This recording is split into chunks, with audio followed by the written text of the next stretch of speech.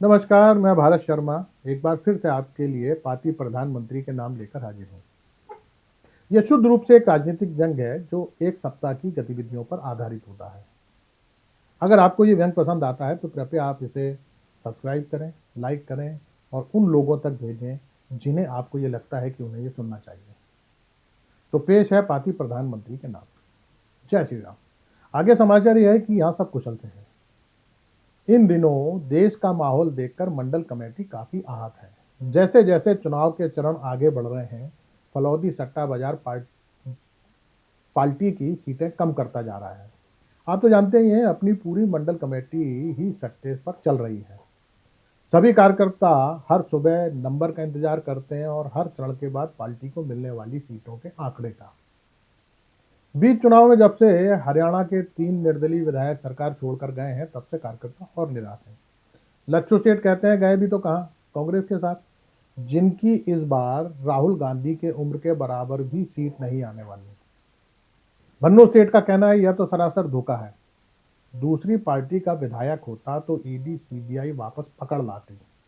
इन नालायकों ने पहले अपने साथ रहकर केस खत्म करवाए, फिर भाग गए। पद प्रतिष्ठा पैसा तो सब हमारे साथ रहने से ही मिलता। कांग्रेस के साथ क्या मिलेगा, तंबूरा। वो तो ये ठीक है कि इस समय मीडिया चुनाव में फंसा है, वरना अपनी अल्पमत सरकार के पीछे पड़ जाता। एक दौर था जब इसी हरियाणा में भजनलाल जैसे नेता होते थे जो पूरी की पूरी सरकार ही गायब कर देते थे। हमें उन्हीं के आदर्शों पर चलना पड़ेगा। मंडल कमेटी का सुझाव है, इस तरीके के मामलों से निपटने के लिए एक अलग से शाखा बनाई जाए, जिसका प्रमुख कल्लू कसाई को बनाया जाए। एक बार हमारा वार्ड मेंबर दूसरी पार्टी में चला गया था। कल्लू कसाई ने एक रात में ही उसकी अकल ठिकाने लगा दी। अगले दिन वापस लौट आया, शरीर पर अलग अलग जगह 13 पट्टियां बंधी थी। कल्लू को हरियाणा भेज दीजिए, देखिए मामला एकदम बदल जाएगा। प्रभु, पहले नेताओं में नैतिकता होती थी, अब देखने को नहीं मिलती। जैसे देश की अर्थव्यवस्था खराब हुई है, नेताओं का ईमान भी खराब हो गया। लोग उन्हें धोखा दे रहे हैं जो राम को लाए हैं। राम से याद आया, अपने बुजुर्गवार लाल कृष्ण अडवाणी को क्या हो गया है जो शहजादे में उन्हें नेता नजर आने लगे। जिसे पप्पू बनाने में हमारे करोड़ों रुपए खर्च हो गए, उसे अडवाणी जी नेता मानने लगे हैं। चलिए, किसे नेता माने किसे नहीं, ये आपका व्यक्तिगत मामला है। आप आजाद हैं, पर सबको बताने की क्या जरूरत है, वह भी लिखकर।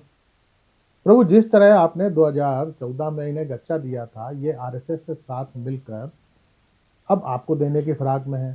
स्वयं सेवक घर बैठा है, इसके कारण अपना कार्यकर्ता भी अराजक हो गया है।